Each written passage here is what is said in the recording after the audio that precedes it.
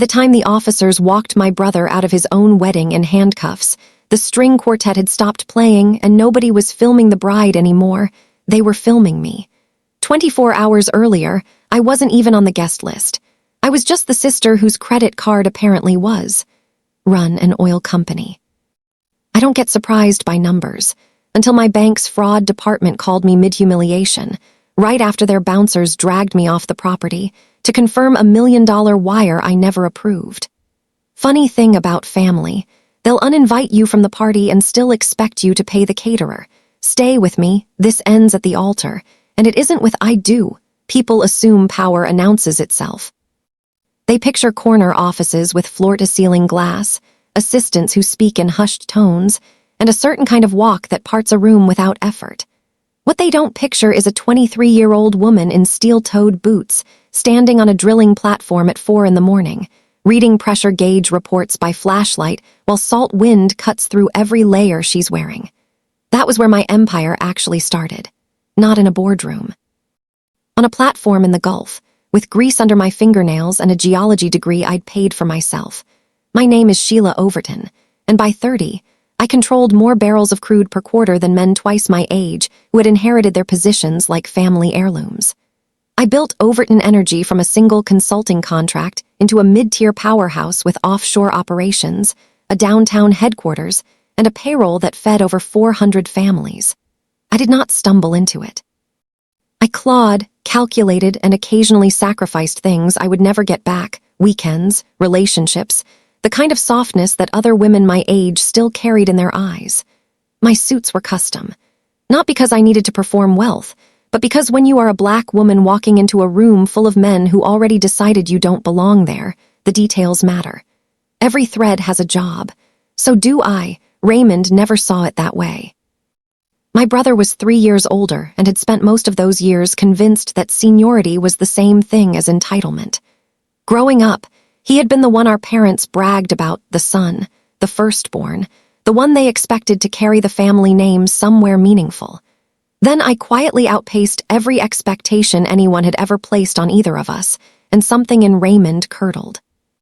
I could see it in the way he shook the hands of my business partners, just a beat too firm, as if trying to remind them that he existed too. I could hear it in the way he talked about my company at family dinners, always softening it with a word like supposedly or apparently, as though my success were a rumor still waiting to be confirmed. He never asked how I built it. He only ever asked what it was worth. Anita came into his life about 4 years back, and I will give her this: she had taste. Expensive taste, the kind that requires a generous benefactor and no particular plan for covering the cost. She wore jewelry that caught the light from across a room and spoke about luxury the way some people speak about oxygen, as though its absence would be the end of her. Raymond loved how she made him look. Together, they performed a version of success that required an audience and a budget neither of them possessed. I noticed the pattern early. The casual mentions of struggling cash flow. The birthday dinners where Raymond insisted on the most expensive restaurant and then went quiet when the check arrived. The way Anita would study my watch before deciding how warm her smile should be. I kept my distance the way you keep distance from an open flame, not out of fear, but out of respect for what it could do if you let it get close enough. What I could not seem to do was cut the cord entirely. Blood has a particular gravity that defies logic. I knew who Raymond was. I had watched him become it, slowly, the way rust doesn't ask permission before it spreads. And still, some stubborn corner of me held onto the idea that underneath the bitterness was the boy who used to split the last of the cereal with me before school. The one who had walked me to the bus stop every morning until I was old enough to walk alone. I wondered sometimes if he ever thought about that boy either. My assistant, Derek, once told me I had 2 completely different nervous systems, one for the boardroom and one for my family. In a meeting, you're a surgeon, he said. Around them, you're still hopping, they'll surprise you. I had laughed it off at the time. I was less inclined to laugh about it now.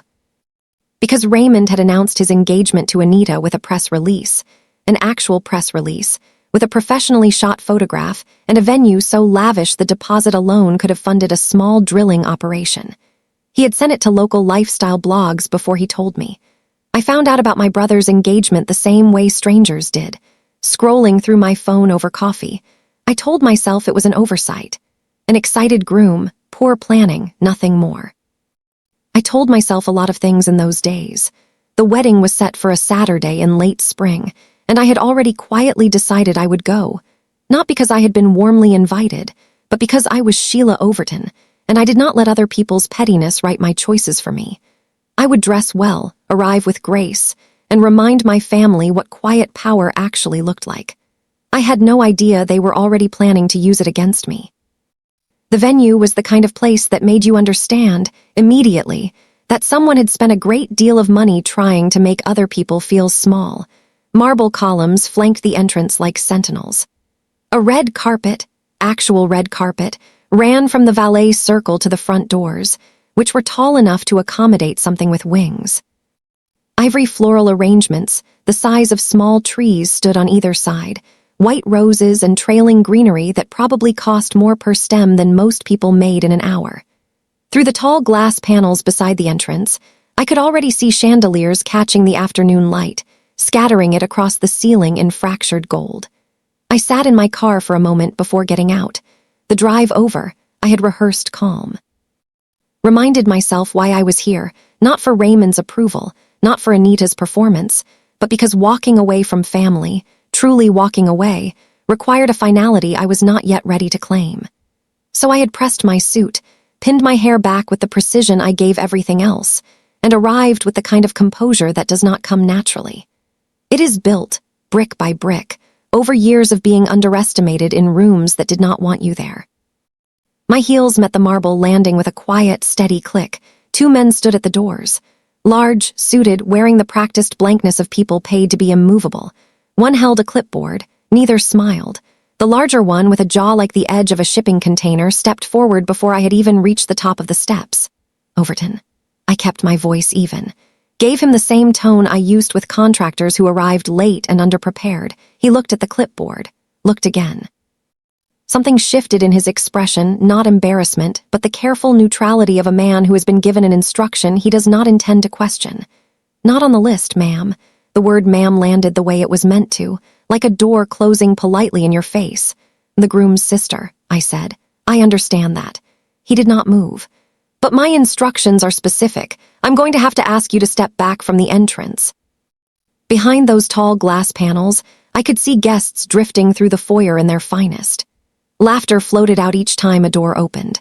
The string quartet playing inside sent notes curling into the warm afternoon air, delicate and indifferent to what was unfolding 10 feet away from them. I asked him to check again. He didn't. I asked him to call inside and confirm with the groom's party. He exchanged a glance with his colleague, the kind of glance that told me the confirmation had already happened before I arrived. This was not an oversight. Raymond had planned this. I felt something move through my chest, quiet and complicated, not quite anger yet. Something older than anger. The particular ache of realizing that someone you shared a childhood with had looked you in the eye at some point recently, at a dinner, over the phone, across a distance, and decided that humiliating you was worth scheduling. I straightened. I'd like to speak with my brother directly. That's not possible right now, ma'am. Then I'll wait. What happened next was handled efficiently, which somehow made it worse. The larger man stepped to my left. His colleague appeared at my right. No shouting. No scene from their side, just the practiced, coordinated movement of men who had been told exactly what to do and had done it before. A hand closed around my elbow. Not brutally, but with the firm intention of someone who does not expect to be resisted. They walked me backward down the steps. I did not resist. I am not certain, even now, whether that was dignity or shock. Possibly both. My heels found each step by instinct, while my mind was somewhere else entirely. Back in a kitchen 20 years ago, Raymond pouring the last of the orange juice into my glass without being asked. Back in a hospital waiting room, both of us 17 and 16, sitting shoulder to shoulder in plastic chairs, while our mother was in surgery, his knee pressed against mine because neither of us had words for what we were afraid of. The red carpet ended at the edge of the valet circle. They released my arm there, at the border between the palace and the pavement, and stepped back to their post without another word. I stood on the sidewalk in a tailored suit that had cost more than Raymond's first car, outside a wedding I had not been invited to, in the middle of a Saturday afternoon with nowhere to be, and no one watching who would have understood what they were seeing. I did not cry. I want to be clear about that. What I did was reach into my bag for my phone, not to call anyone, not yet, just to have something to hold. And that was when it buzzed in my hand with the kind of urgency that does not ask whether you are ready.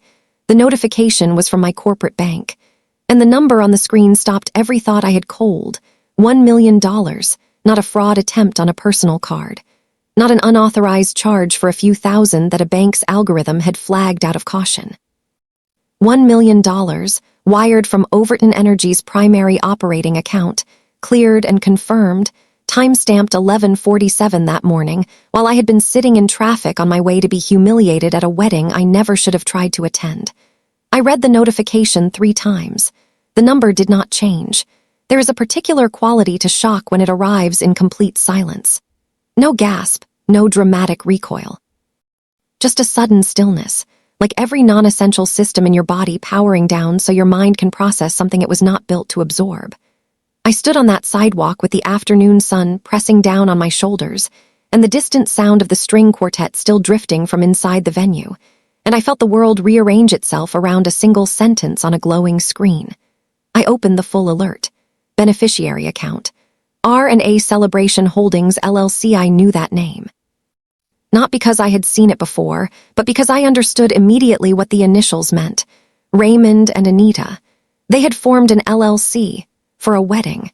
And somehow, they had reached inside my company's operating accounts and pulled out $1 million to fund it. My thumb moved before my thoughts had finished forming. I opened my banking app, navigated past the personal accounts to the corporate dashboard, and found the transaction sitting there like an uninvited guest that had already made itself at home. Wire transfer. Outgoing. Authorized, and that word made something tighten behind my eyes, authorized with a digital signature tied to my credentials. My credentials. I had not made this transfer. I had not approved it, initiated it, discussed it, or dreamed of it. The last time I had accessed that account was Thursday morning, reviewing payroll allocations with my finance director. Whatever authorization had passed through the system this morning had not come from me, which meant someone had either obtained my login credentials through means I had not yet identified, or they had something more dangerous. A forged signature on a physical transfer authorization form, the kind certain high-value wire requests still required as a secondary confirmation. My finance director's name was Calvin. 15 years in the industry, meticulous to the point of being exhausting, and completely unreachable on weekends unless a rig was on fire. I called him anyway. He picked up on the 4th ring, groggy and confused.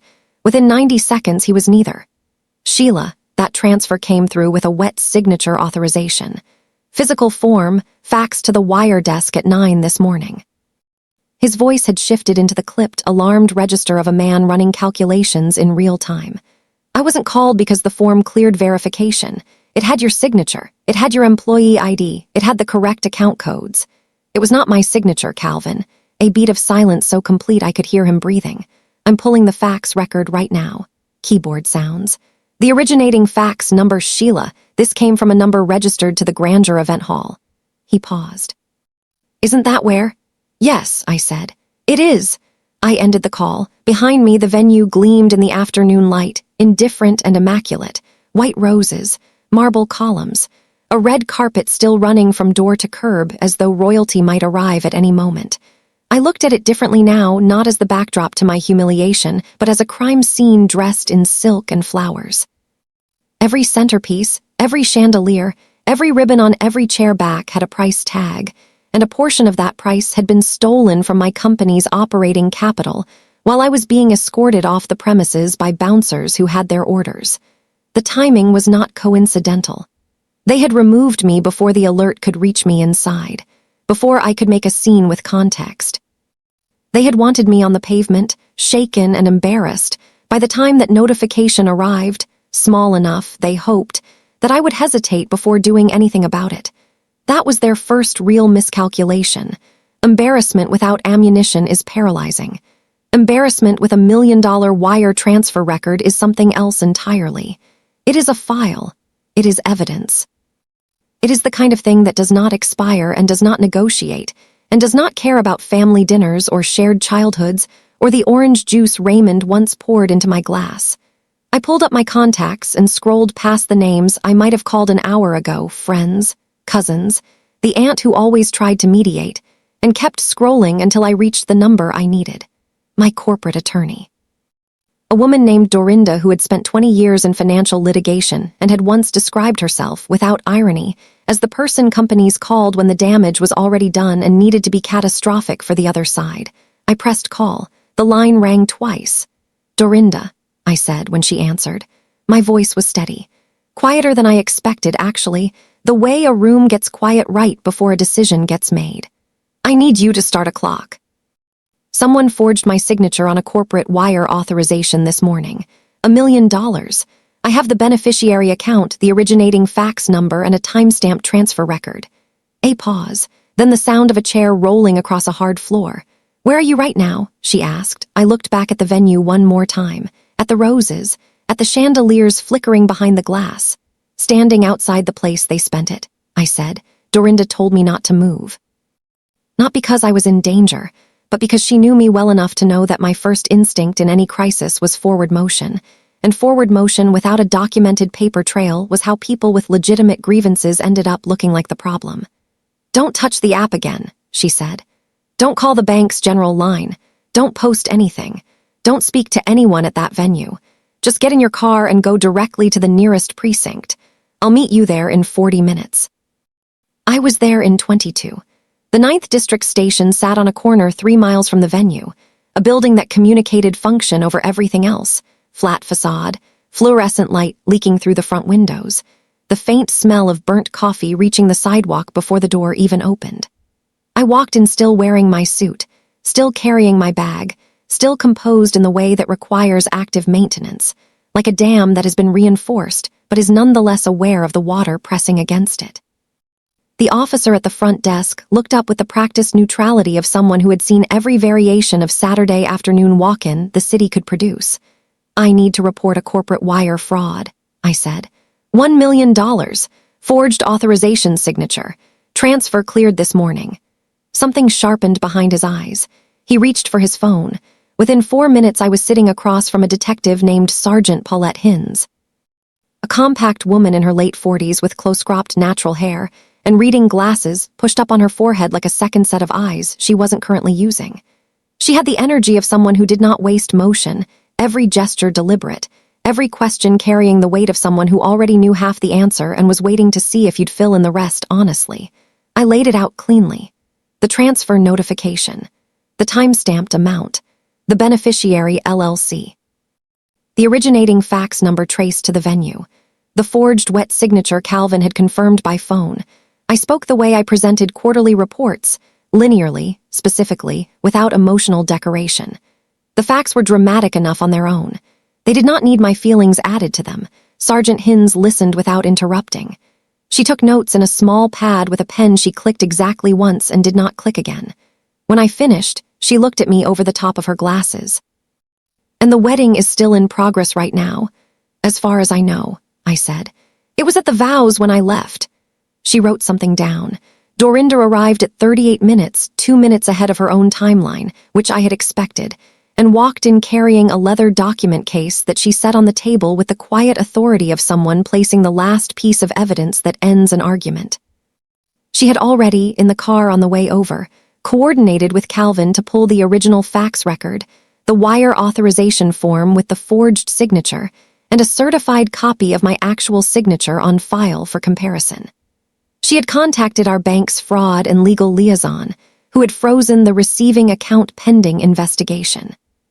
She had also, with a precision I found genuinely moving under the circumstances, begun drafting the initial complaint for federal wire fraud under 18 U.S.C. Section 1343.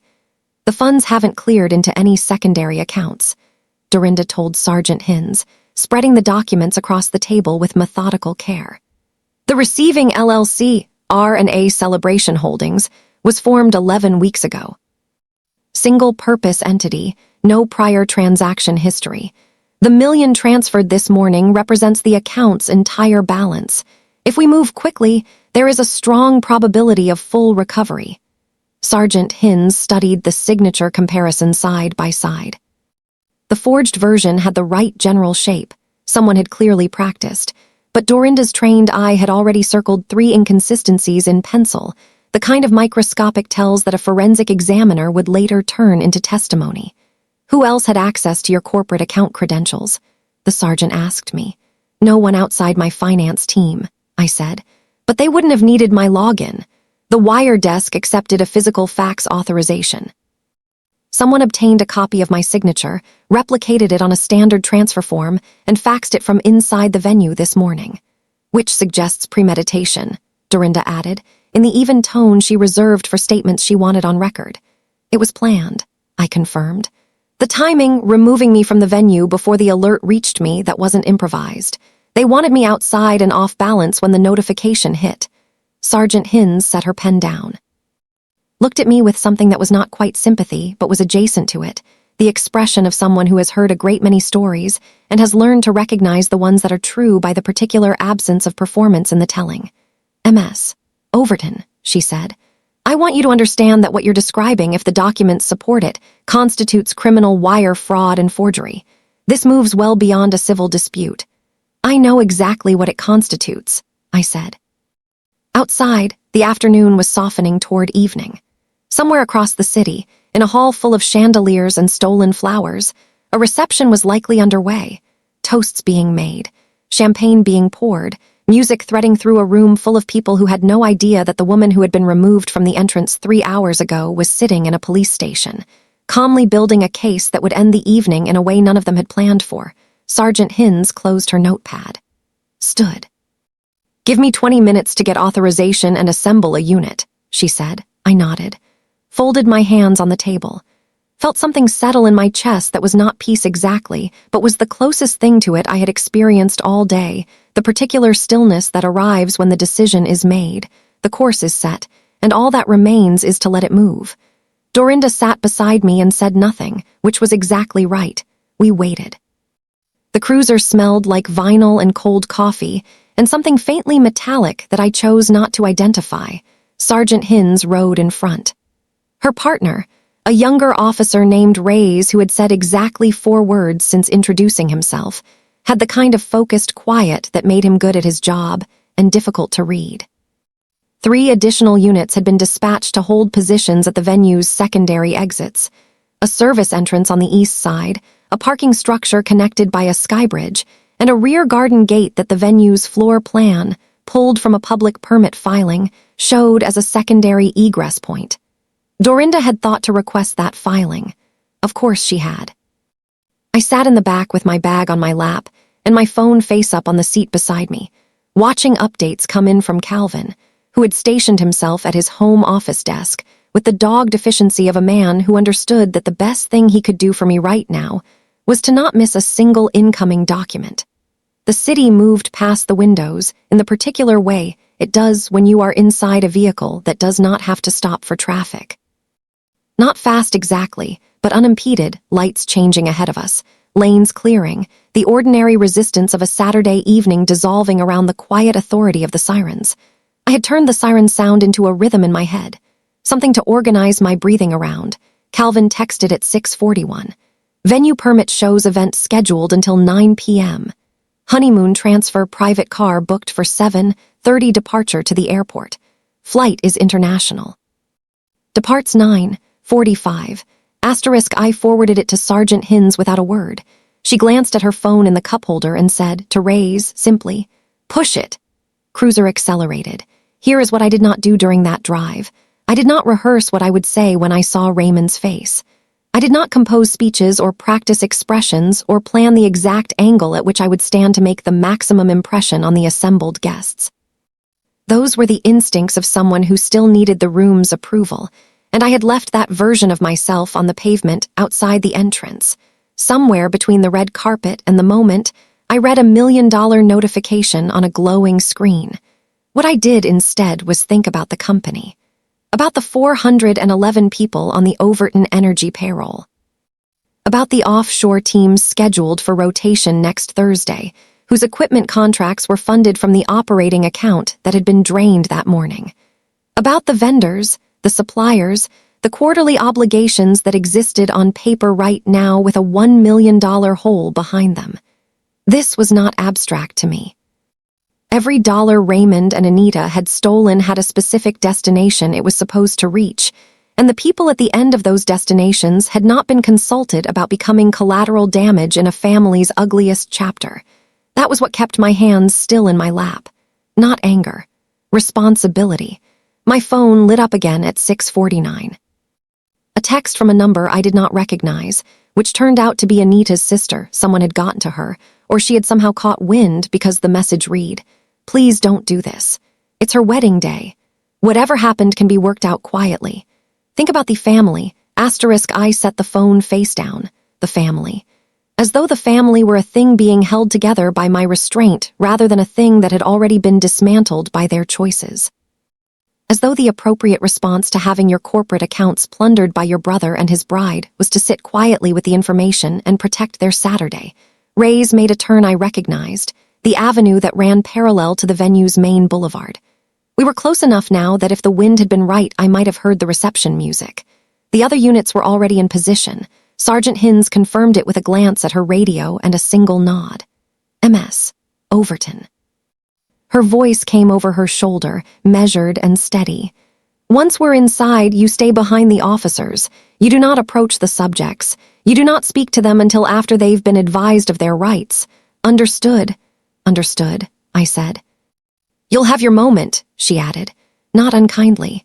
The venue came into view around the last bend, lit from the outside now, the marble columns washed in warm amber uplighting, the entrance glowing like something from a film. Valets were still moving cars.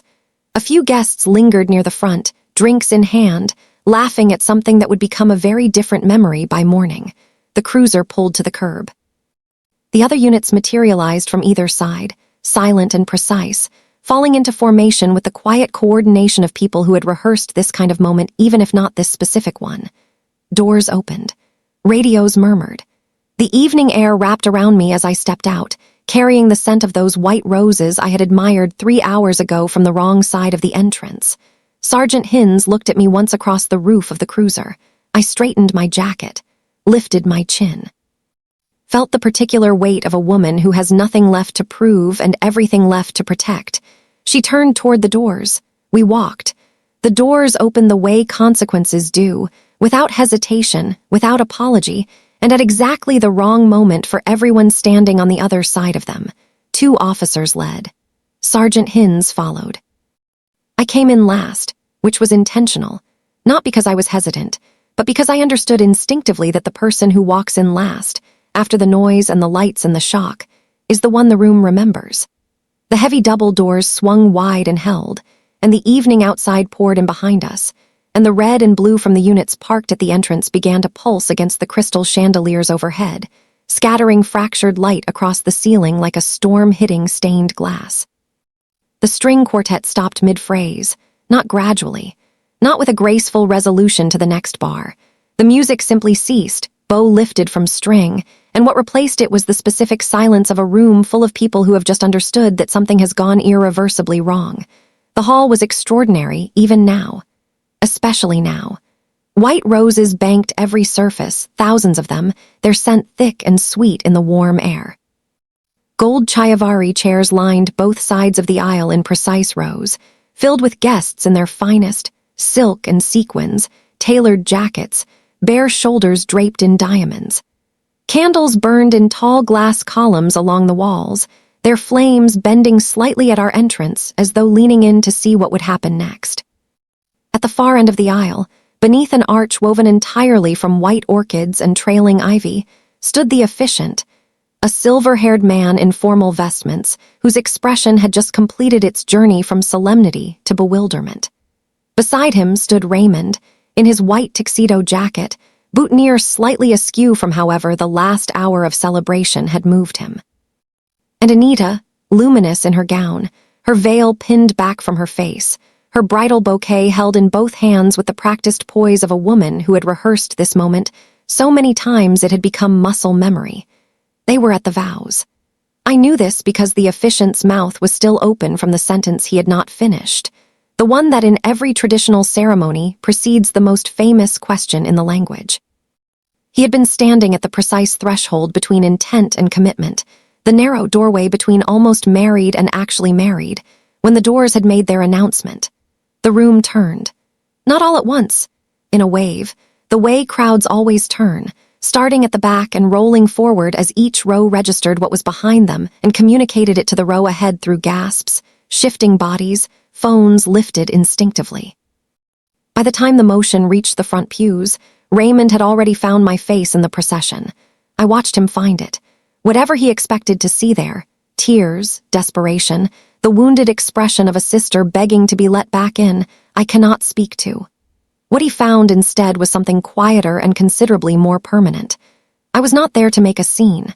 I was not there to humiliate him in the way he had tried to humiliate me. I was there because the law requires a complainant to be available for identification, and I had chosen to fulfill that obligation in person. Sergeant Hinz moved with purpose, her badge already visible, her voice carrying the natural authority of someone who does not need to raise it to fill a room. Raymond Overton and Anita Overton to be. She used the name with a precision that was almost gentle. "I'm Sergeant Paulette Hinz. I need both of you to step away from the altar." Anita's bouquet hit the floor. She did not drop it dramatically. It simply left her hands the way objects do when the muscles holding them forget their instructions. White orchids scattered across the marble, petals skidding softly toward the front pew where an older woman, someone's mother, someone's aunt, pressed both hands to her mouth. Raymond took a step backward and found the altar behind him. "This is a mistake," he said. His voice was loud, aimed at the room as much as at Sergeant Hinz, performing confidence for an audience that was no longer available to be convinced. "This is a family dispute, whatever she told you." "Sir." The officer to Sergeant Hinz left moved forward. "Step away from the altar, please." Guests were standing now, the careful seating arrangement abandoned. Phones were out everywhere, the quiet blue glow of screens lifting through the crowd like a field of pale lights, everyone recording the thing their brains had not yet finished processing. Somewhere in the middle rows, a child was asking a question that an adult was struggling to answer. Near the side exit, two of the more perceptive guests had already begun moving toward the door and found the officer stationed there, steady and immovable. I walked the aisle, not quickly, not slowly. At the pace of someone who belongs in the room she is walking through, which is the only pace that matters. The candles on either side threw my shadow long and thin ahead of me across the marble, and the fractured police light from the chandeliers moved across my face and my suit and the bag still on my shoulder. And I felt the weight of every eye in that hall finding me and understanding, in the wordless way that rooms understand things, exactly who had walked in behind the officers and what her presence meant. Anita saw me when I was halfway down the aisle. Her expression completed several emotions in rapid succession: shock, recognition, calculation, and finally a desperate pivot toward appeal, her eyes going wide and wet in the way that had probably worked on Raymond every time and had never once worked on a balance sheet. "Sheila." Her voice broke on the first syllable. "Sheila, please, you don't understand." "I understand a wire transfer," I said, quietly, evenly, without breaking stride. "I understand a forged signature, and I understand a beneficiary account opened 11 weeks ago." Efficient took a small, wise step to the left. Raymond straightened, one last attempt at the posture of a man in control of something, and looked at me with an expression that moved through anger and arrived somewhere I had not expected. Not remorse, not quite. But the particular look of a person who has just realized that the version of his sister he had been operating from was years out of date, and that the woman standing in front of him now had not come to negotiate. The officer reached him. And in the grand hall of the grandeur event, beneath a chandelier throwing fractured blue and red across 1,000 white roses, with the string quartet still, and the candles still burning, and the guests still watching, and the phones still recording, Raymond Overton heard his rights read to him at his own altar. I stopped walking when I reached the front row, stood still. Let it happen. Raymond's first instinct was to smile, not at me, at the room.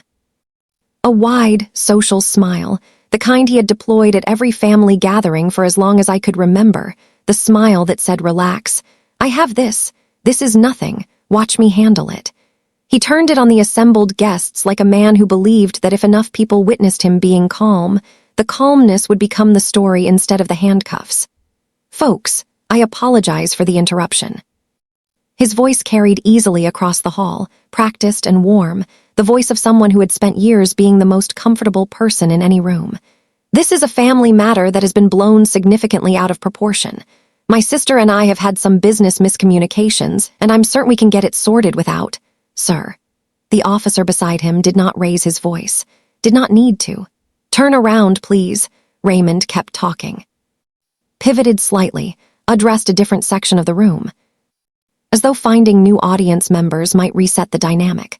Behind him, Anita had risen from where she had partly collapsed against the altar steps, her gown gathered around her in layers of silk that caught the candlelight with a beauty completely disconnected from what her face was doing. Her face was doing something else entirely. "Your hands off me."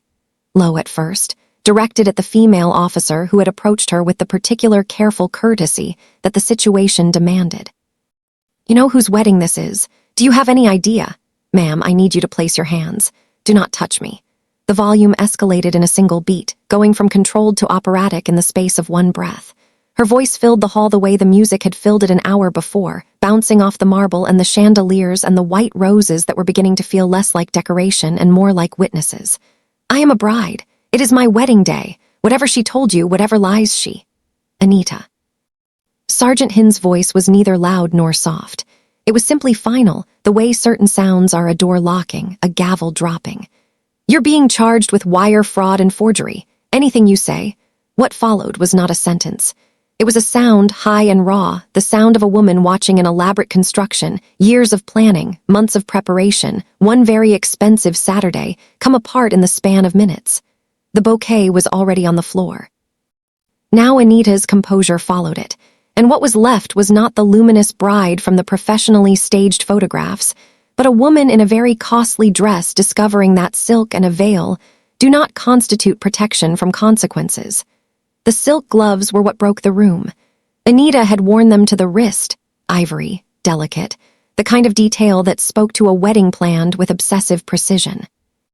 When the officer asked her to place her hands behind her back, she extended them instead, palms out, as though offering them for inspection rather than compliance.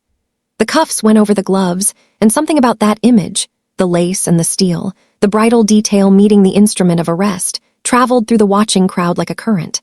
I heard it move. A collective exhale, sharp and involuntary, the sound a room makes when it sees something it will not forget. 3 rows back, a woman in a gold dress sat down heavily, as though her knees had made the decision without consulting her. Raymond had stopped smiling.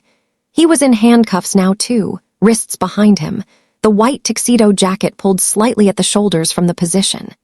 He looked, for the first time in my memory, like a man standing in the actual size of his choices rather than the size he had always imagined himself to be. The social ease had not disappeared exactly. It had simply found nothing left to work with and gone quiet. He looked at me. I looked back. There was nothing for me to say in that moment, so I said nothing. I had not come for a confrontation. I had come as a witness to something that the law required to happen, and I intended to witness it completely, without editorializing, without the satisfaction of a prepared line. The prepared line would have been for me. What was happening was something larger than me, and it deserved to be watched clearly.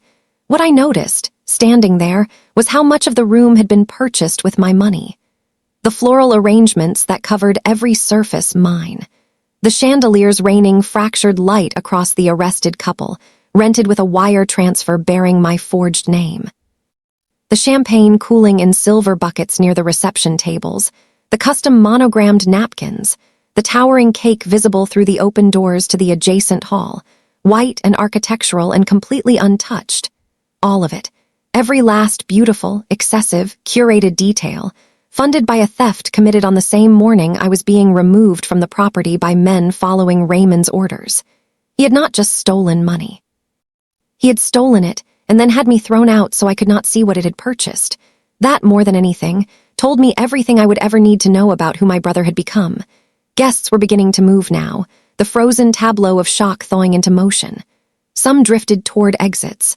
Others pressed forward, unable to help themselves, drawn to the altar with the helpless gravity of people watching something historic in real time. The phones had not gone away. If anything, more had appeared, arms extended overhead, recording the officers, the cuffs, the scattered bouquet, the bride's veil now slightly displaced from its pins, trailing down one side of her face like a flag at half-mast. A woman I recognized as Anita's cousin approached me from the left. I saw her coming and turned to meet her gaze before she could speak, and whatever she found in my expression redirected her. She stopped, looked at the floor, moved away. Somewhere near the back, a man I vaguely recognized as Raymond's college friend had his arm around a woman who was silently crying.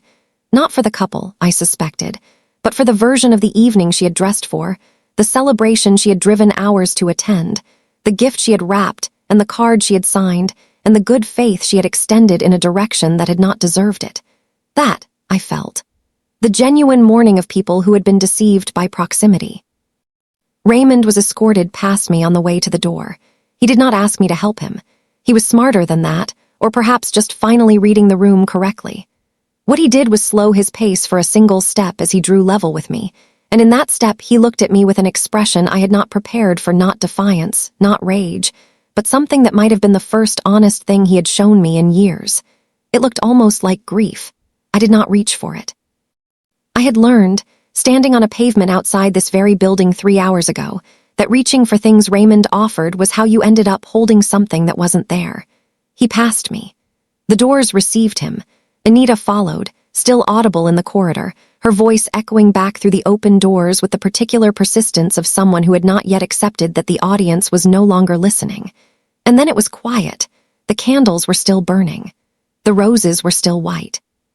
The cake was still standing in the next room, 3 tiers of it, waiting for a moment that was not coming. The chandeliers had stopped throwing police light. The units outside were powering down their displays now that the arrest was complete, and the hall had returned to its warm amber glow, beautiful and still and emptied of the occasion it had been built for. I stood at the altar and looked at the orchid arch above the spot where Raymond and Anita had been standing minutes ago. Asterisk welcome to our special day.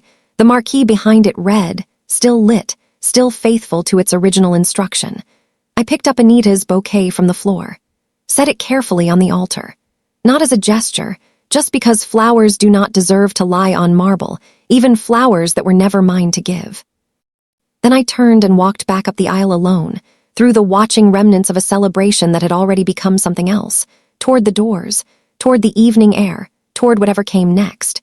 The station at night had a different quality than it did in the afternoon.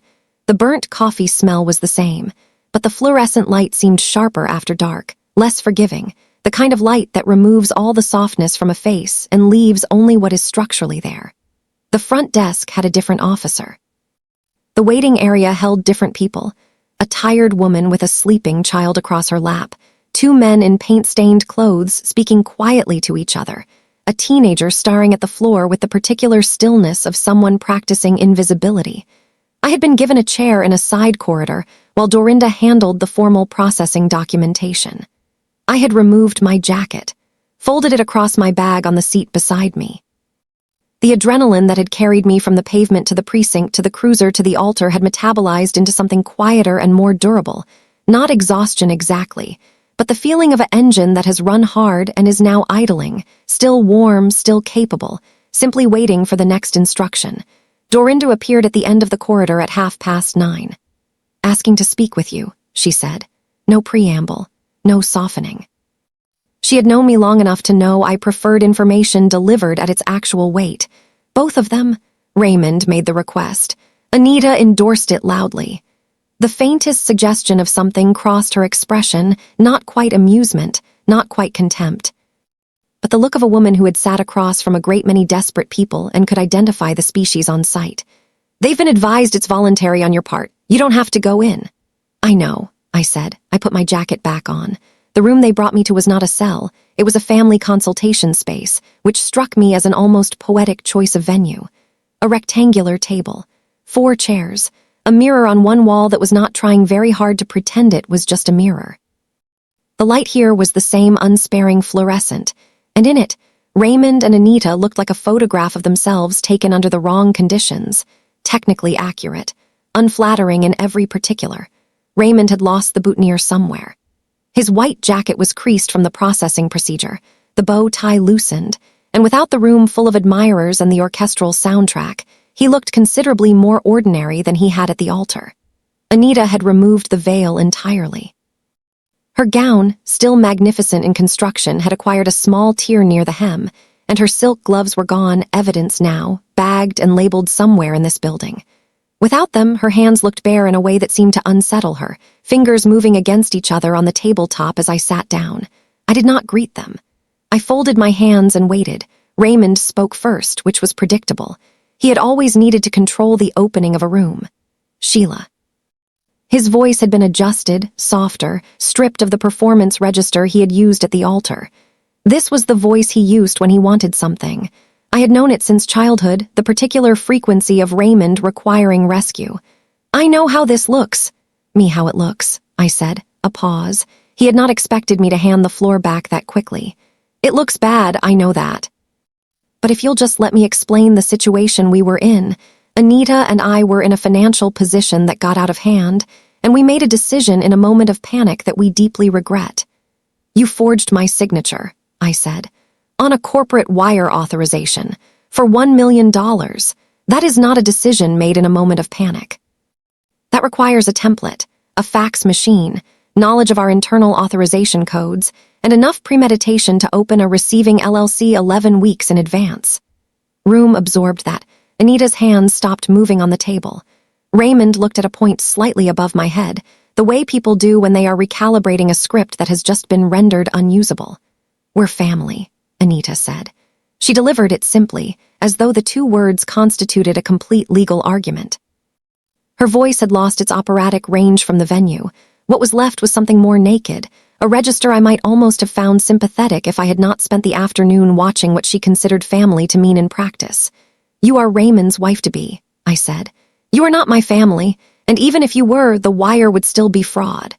"Sheila." Raymond leaned forward. His eyes had acquired a moisture that I recognized as calculated.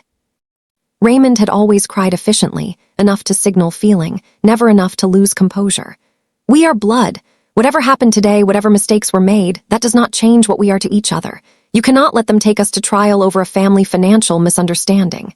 "A misunderstanding," I repeated. "A situation that got out of hand. Raymond." I said his name the way I closed meetings, not unkindly, but with a finality that signals the agenda is complete. "You had me removed from your wedding by bouncers. You gave specific instructions in advance to have your sister physically escorted from the property. While I was being walked to the pavement, you were watching $1 million leave my operating account. Money that belongs to my company, to my employees, to the 411 people whose paychecks are funded by accounts you reached into with a forged document and took from without hesitation." He opened his mouth. "I am not finished," I said. He closed it. "You did not make a mistake. You made a plan. You made it weeks in advance, you executed it with deliberate timing, and you designed it so that I would be outside and off balance when the alert reached me, which tells me you understood exactly what you were doing and simply believed I would not do anything about it." I paused. "That is the part I need you to understand. Not that you were wrong to take the money, you knew that already. You were wrong about me." Anita had begun to cry. Genuine tears this time, I thought not performed, but the tears of someone confronting the specific texture of a consequence they had not made room for in their planning. They tracked through her makeup in lines that the fluorescent light caught with complete indifference. "If you drop the charges," Raymond said quietly, "we can work something out. A repayment plan. Whatever you need. We'll sign anything." "Dorinda will not be accepting a repayment agreement in lieu of criminal charges," I said. "The funds are already frozen. Recovery is a separate matter from accountability. So that's it." His voice shifted again, and what came through now was something I had not heard from him in a very long time. Not the performance, not the calculation, but the raw register of a man genuinely stunned that the outcome he expected had not materialized. "You're going to let them prosecute your own brother. Over money." "A crime," I said. "There is a difference, and the fact that you cannot locate it is precisely why we are sitting in this room." I stood, picked up my bag, let the silence have a moment because it had earned one. "You asked me once," I said, looking at Raymond directly, "why I never just shared what I had, why I didn't bring the family along the way you thought I should. You said it at Aunt Gloria's house 3 Thanksgivings ago. You said I had forgotten where I came from." He said nothing. "I hadn't forgotten anything," I said. I had simply learned that there is a difference between the people who built you and the people who want to dismantle you for parts. I took too long to learn which category you fell into. I won't make that mistake again. I walked to the door, knocked twice for the officer outside. Behind me, Anita said my name once more, a last attempt, thin and without architecture. The door opened. I stepped through it without looking back, the way you leave rooms that have nothing left in them. Not with anger, not with ceremony, but with the clean and irreversible intention of someone who has just made a decision they will not revisit. The corridor was cool and fluorescent and empty. I walked to the end of it, pushed open the exterior door and stepped into the night air, which smelled like the city at rest and nothing like white roses. Dorinda was waiting by the car. "Done?" she asked. "Done," I said. She unlocked the doors. I got in.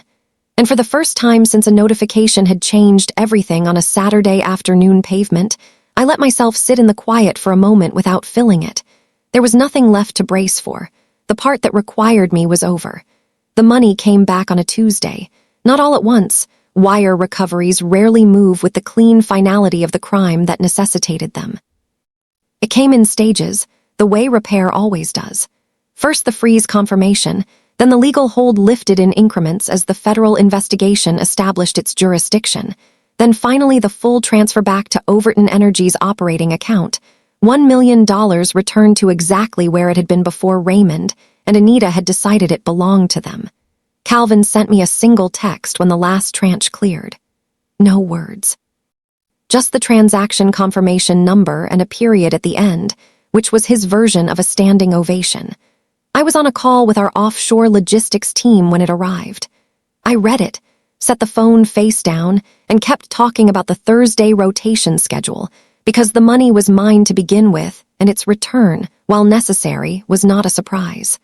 What belonged to you returning to you is not a victory. It is simply the correction of a wrong, and corrections deserve acknowledgement, not celebration. The federal charges were filed 12 days after the arrest. Wire fraud under 18 U.S.C. Section 1343. Forgery of a corporate instrument.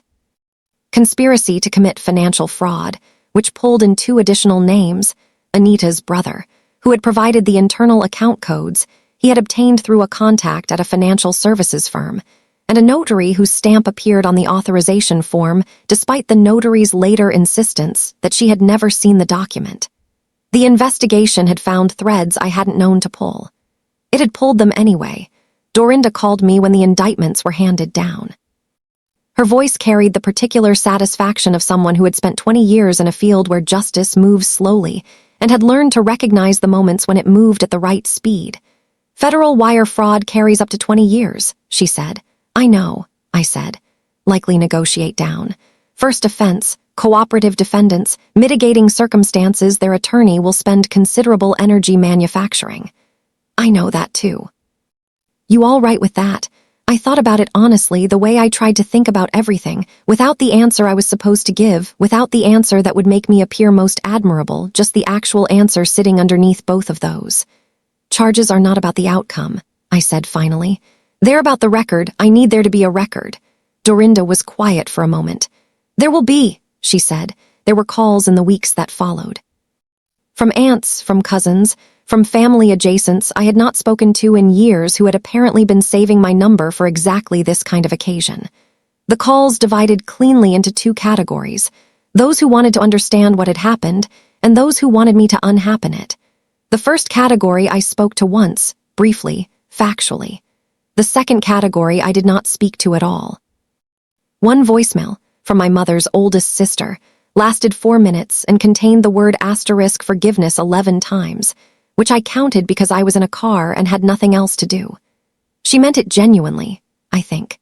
She came from a generation that had survived things by absorbing them, by folding pain into the fabric of the family and keeping the surface smooth, and she could not fully comprehend a woman who looked at that survival strategy and chose something different. I did not call her back, but I understood her. Understanding someone and allowing them access to your life are different things. I had confused them for too long.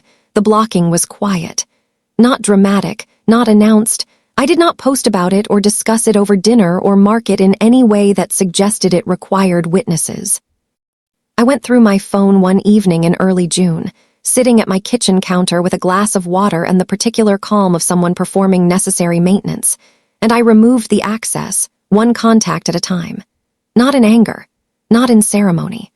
The way you change the locks on a building, not because you hate the people who had keys, but because the locks needed changing and you were the one responsible for the building. Derek noticed the shift before I named it.